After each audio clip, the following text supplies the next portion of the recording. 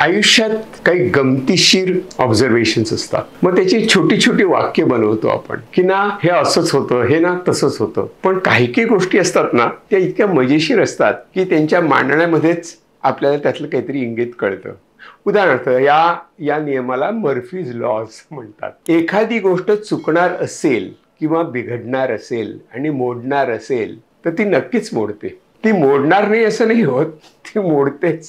दुसरा नियम, आपली 80% कामं असतात ना ती फक्त 20% वेळात पूर्ण होतात आणि 80% वेळात फक्त 20% कामं होतात. म्हणजे आपण काम करतो असं आपल्याला वाटतं, पण 80% वेळ आपण फुकटच घालवत असतो.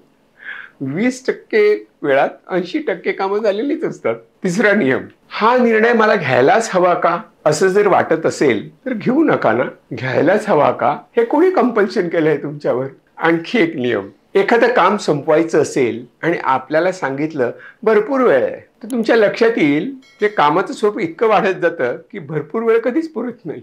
अजून वेळ हवा होता असं वाटायला लागतं. तेव्हा काम पटपट चटचट करायचं म्हणजे ते वेळेच्या आधीच होतं. नाहीतर आपली एफिशियन्सी असतेच, त्यामुळे काम वाढतच जातं, वेळ भरून निघतो. बहुतेक ठिकाणी असं होतं. हे छोटेसे नियम आहे गमतीशीर.